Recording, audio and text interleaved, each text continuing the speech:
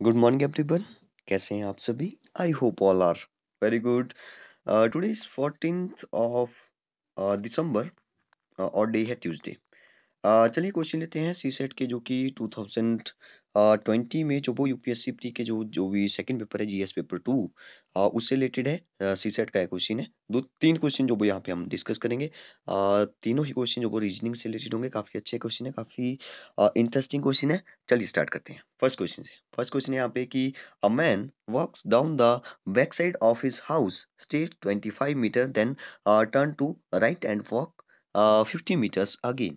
Then he turns towards left and again walk 25 meter if his house faces to the east. तो यहाँ पे इसने जो वो अपने हाउस की जो डायरेक्शन है, कि उसका जो फेस है वो किस साइड है, ईस्ट की साइड है। इस पर आपने ध्यान देना था। What is his direction from the starting point? ठीक है, स्टार्टिंग पॉइंट से इसकी डायरेक्शन जो वो क्या है। तो ऐसे क्वेश्चनों को सॉल्व करने के लिए जो आपको एक डायग्राम, आपको एक फिगर जैसी बनाना पड़ेगी, तभी तो आपको डायरेक्शन का पता चलेगा।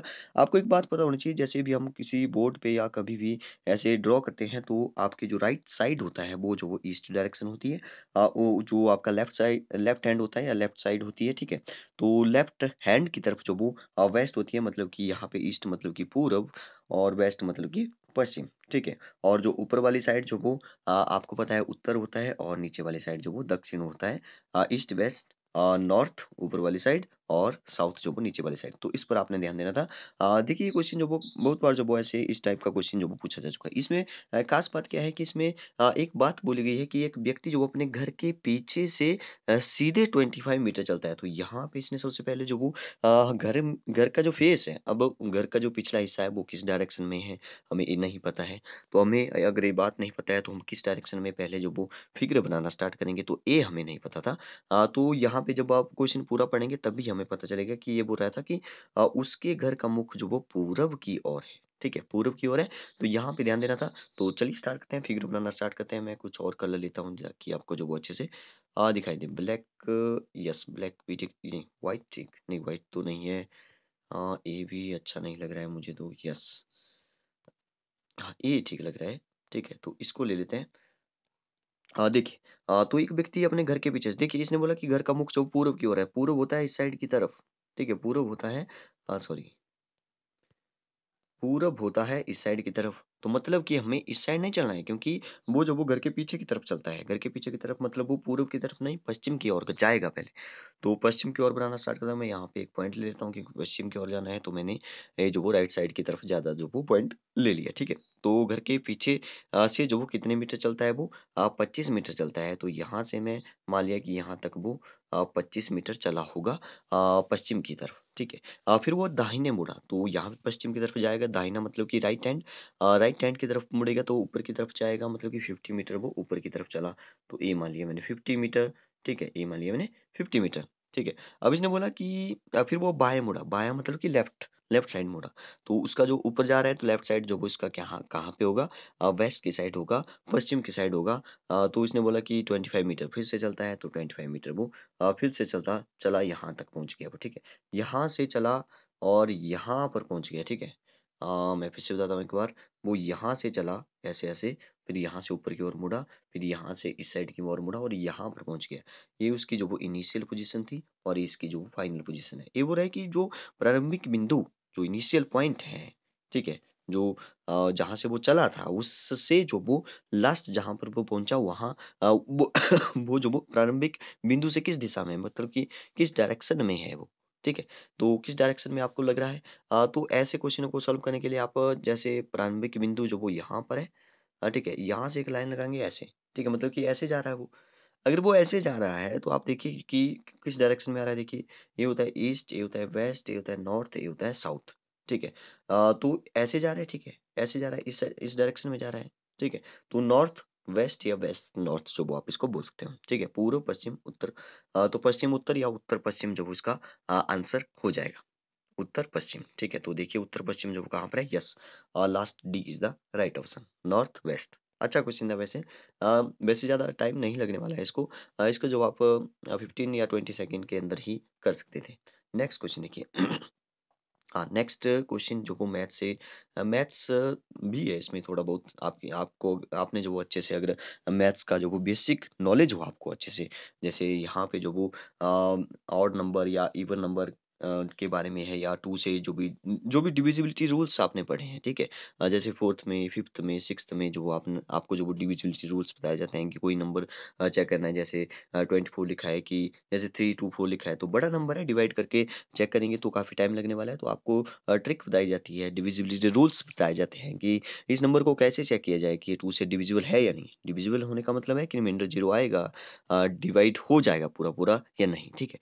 तो यहाँ पे हम डिविजिबिलिटी रूल्स बोलता है कि जो नंबर 2 से डिवाइड है वो लास्ट जो डिजिट है उसका वन्स प्लेस या यूनिट प्लेस वो 2 से डिविजिबल होना चाहिए। जैसे यहाँ पे 4 है तो 2 से डिविजिबल है, इसका मतलब है 3 to 4 भी डिविजिबल होगा। चाहे यहाँ पे मैं 5 लिखूँ, यहाँ पे 6 लिखूँ, यहाँ पे 0, 8 कुछ भी लिखूँ, ये पूरा नंबर जो वो अगर जब तक जो वो लास्ट में एक ऐसा डिजिट हो जो 2 से डिविजिबल होगा, वो जो वो पूरा नंबर 2 से डिविजिबल होगा। डिविजिबल होने का मतलब है कि रिमाइंडर जो वो उसमें बिल्कुल जो 0 आने वाला है, ठीक है। तो ये ऐसे जो वो आपको डिविजिबिलिटी रूल्स जो वो पता होने चाहिए, ठीक है। तो 2-3 इस क्वेश्चन के लिए मैं आपको 2-3 रूल्स बता देता हूँ। जैसे जो नंबर 2 से डिविजिबल है वो तो मैंने बता दिया। इस वैसे उसका यूज़ नहीं होने वाला है। इसमें सिर्फ इतना यूज़ होने वाला है कि जो नंबर 2 और 3 से डिविजिबल होते हैं, वो 6 से भी डिविजिबल होंगे। ठीक है? इन दोनों के प्रोडक्ट से भी डिविजिबल होंगे। बस इतना सा आपको बताना चाहिए। आप इसका कुछ आंसर बता सकते हो। हाँ, एक और बात आपको बतानी चाहिए। जैसे जैसे मैंने लिखा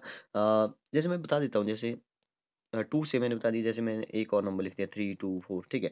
तो ये जो वो लास्ट डिजिट देखा तो 2 से डिविजिबल है, इसका मतलब है कि 3 to 4 भी 2 से डिवाइड हो जाएगा, ठीक है? अब 3 से चेक करने के लिए हमें जो वो इन सभी डिजिट को प्लस करना पड़ता है, जैसे 3 + 2 + 4 कितना हो गया 4, 2 6 हो गया, 6 और 3 कितना हो गया 9। तो 9 भी 3 से देखिए इनका जो सम हो रहा है, जिनका अगर हमने सम किया, ठीक है? तो वो जो भी नंबर बना वो जो होगा अगर 3 से डिविजिबल है, जैसे 9 है 3 से डिविजिबल है तो इसका मतलब है कि 3 to 4 3 से भी डिविजिबल होगा। अब देखिए 4 से डिविजिबल होने का मतलब है कि लास्ट वाले 2 डिजिट चेक करने हैं सिर्फ, ठीक है? तो 24 है, 6 4 जा होता है 24 6 चौके 24, ठीक है? तो 6 4 जा 24, तो इसका मतलब है कि ये 4 से भी डिविजिबल होगा। 4 से कैसे चेक किया? लास्ट वाले 2 डिजिट चेक किए, ठीक है? 2 डिजिट चेक किए। तो देखिए कितना अच्छा क्वेश्चन है। 5 से चेक करने के लिए जो वो आपको लास्ट में जो वो 5 या 0 आए तो वो जो वो 5 से डिविजिबल होगा। और 6 से मैंने बता दिया जो 2 से या 3 से होगा। 6 का कोई एक स्पेशल ऐसे रूल नहीं है।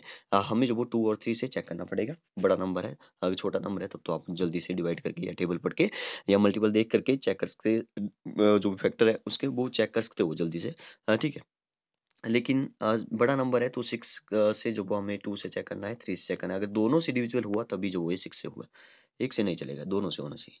तो देखिए यहाँ पे लिखा है all number are divisible by 2। देखिए यहाँ पे इसने बोला कि कुछ स्टेटमेंट दी है तो इनको पढ़ना पड़ेगा, अच्छे से मानना पड़ेगा कि ये सही है। ठीक है, सभी संख्या 2 से डिविजिबल, जितनी भी संख्या है वो रहा है कि वो 2 से डिविजिबल है। अब इसने बोला सभी संख्या 3 से भी डिविजिबल है। ठीक है जी। तो देखिए इसने क्या निष्कर्ष निकाला, क्या कंक्लूजन निकला इसका। तो फर्स्ट इसने बोला कि सभी संख्या 6 से डिविजिबल है। तो यस, अगर सभी संख्या 2 से है, सभी संख्या 3 से भी है, तो सभी संख्या 6 से भी होंगी। ये तो हमें डिविजिबिलिटी रूल्स पता है। ठीक है। नेक्स्ट देखिए सभी संख्या 4 से डिविजिबल है। नहीं, ऐसा नहीं हो सकता। सभी संख्याएँ देखिए 2 और 4 का जो डिविजिबिलिटी रूल्स है वो अलग है। देखिए 2 3 जा 6 हो रहा है, जैसे 6 जो वो 2 और 3 दोनों से डिविजिबल है। 12 भी जो वो जैसे 6 है तो 4 से तो नहीं है। ठीक है, तो ऐसा नहीं हो सकता, ऐसा नहीं बोल सकते कि सभी संख्या 4 से डिविजिबल होगी। जैसे 12 है, 12 4 से भी हो जाता है, लेकिन किसी एक्सेप्शन तो है यहाँ पे। एक को हम मतलब कि एक नंबर आ जाए 4 से डिविजिबल तो ऐसा नहीं बोल सकते कि सभी संख्या नहीं होगी। ठीक है, जैसे 18 है, 2 और 3 से दोनों से है, 6 से भी है, लेकिन 4 से नहीं है। ठीक है, तो हम लोग नहीं बोल सकते कि सभी संख्या 4 से विभाज्य हैं। तो इसका मतलब है कि फर्स्ट ही इसका सही होगा। तो जो भी यहाँ पे ऑप्शन दिए होंगे इसमें जो ऐसे बताया होगा कि फर्स्ट सही है, सेकंड सही है, दोनों सही है, दोनों गलत है, ऐसे दिया होगा कुछ। तो हमने बोला है कि सिर्फ जो वो फर्स्ट ही हमारा ऑप्शन सही है। नेक्स्ट देखिए। नेक्स्ट क्वेश्चन में जो वो आपको सिर्फ इतना पता होना चाहिए कि ऑड नंबर क्या होते हैं, इवन नंबर क्या होते हैं, तो मैं बता देता हूँ जरा। देखिए कोई भी नंबर जैसे 2 है, फिर 4 है, 0 भी ले लेते हैं। 0 भी क्योंकि एक इवन नंबर है, सम संख्या है, ठीक है। तो सम संख्या क्या होती है, जो 2 से डिविजिबल हो जाए। तो 0 2 4 6 8 ऐसे चलता रहेगा, एक दो दो का डिफरेंस में आगे तक, ठीक है, आगे तक चलता रहेगा। अगर विषम संख्या या और नंबर के बारे में देखें तो 1 से स्टार्ट होंगे, 1 3 5, ये भी जो वो ऐसे ही सेम डिफरेंस पर चलती रहेगी, जैसे पी होती है अर्थमेटिक प्रोग्रेशन। जो होता है, ठीक है, समानांतर श्रेणी होती है, वैसे ये चलता रहेगा, आगे चलता रहेगा, समान डिफरेंस में समानांतर, तो सारवंतर, ठीक है, तो ऐसे चलता रहेगा। तो ये होते हैं, जैसे मैं अगर लिखूँ कि 21, तो लास्ट बार चेक करिए 2 से डिविजिबल नहीं है। ऐसे बोलते हैं कि जो नंबर 2 से डिविजिबल है वो सम संख्या है या इवन नंबर है, ठीक है। तो देखिए यहाँ पे इसने क्या क्वेश्चन पूछा है, बड़ा इंटरेस्टिंग क्वेश्चन पूछा है कि how many odd number are followed by the odd number in the above sequence, ठीक है। इसने पूछा कि अ, ऊपर लिखे हुए अनुक्रम में कितनी विषम संख्याओं के बाद विषम संख्या आती है, मतलब कि कितने ऑड नंबर के बाद जो वो ऑड नंबर आता है, कितने ऐसे ऑड नंबर है जिनके बाद भी ऑड नंबर आता है। देखिए कितना इंटरेस्टिंग है, कितने ऑड नंबर, पहले तो ऑड नंबर के बारे में पता होना चाहिए, तो मैंने बता दिया वन। देखिए वो ऑड नंबर आपको सिर्फ इतना, क्योंकि एक एक डिजिट वाले ऑड नंबर है, तो 1, 3, 5, 7, 9, ठीक है, यही हमारे पास जो वो 5 ऑड नंबर है। और इवन नंबर की बात करें वन डिजिट वाले, तो 2, 4, 0, 2, 4, 6, 8, ठीक है, 0, 2, 4, 6, 8 और 1, 3, 5, 7, 9, ये जो वो इवन नंबर हो गए। 0, 2, 4, 6, 8 जो वो एक ये जो वो ऑड नंबर है जो पहले बताया मैंने। अब जो वो 0, 2, 4, 6, 8 जो वो एक इवन नंबर है, ठीक है। तो देखिए इसने बोला कि इतनी ऐसे ऑड नंबर है जिनके बाद जो वो एक ऑड नंबर आता है, ठीक है। तो मैं इसको थोड़ा सा पता लगा देता हूँ ताकि यहाँ पे आपको अच्छे से दिखाई दे। जैसे 5 है, 5 के बाद जो वो एक ऑड नंबर है, मतलब कि एक टिक मैंने लगा दिया। 5 के बाद एक ऑड नंबर है, हमें ऐसा ही नंबर चाहिए जिसके बाद भी ऑड नंबर हो। अब 1 देखते हैं, 1 भी ऑड नंबर है, लेकिन इसके बाद जो वो ये 4 जो वो इवन नंबर है, इसको नहीं काउंट किया जाएगा। यहाँ पे अगर 7 है, तो 7 के बाद 3 है, तो 7 और 3 दोनों ऑड नंबर है, तो 7 के बाद 3 आ रहा है, ऑड नंबर के बाद ऑड नंबर आ रहा है, तो एक टिक और मैंने कर लिया। जैसे 3 है, 3 के बाद 9 आ रहा है, तो 3 के बाद अगर 9 आ रहा है, तो 3 भी एक और नंबर है, 9 भी एक और नंबर है, तो 3 के लिए मैंने टिक लगा दिया। अब 9 एक और नंबर है, लेकिन 9 के बाद 8 है, इवन नंबर है, तो इसको 8 को नहीं काउंट किया जाएगा। 5 एक और नंबर है, 5 के बाद भी और नंबर 7 है, तो 5 को के लिए भी मैंने एक टिक कर लिया। 7 एक और नंबर है, लेकिन इसके बाद इवन नंबर है, तो इसको नहीं टिक करेंगे, ठीक है। 3 एक और नंबर है, इसके बाद 1 एक और नंबर है, तो एक और टिक कर लिया मैंने।